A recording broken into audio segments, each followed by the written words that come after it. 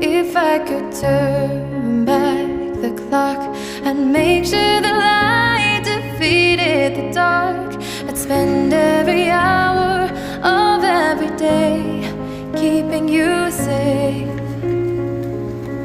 I'd climb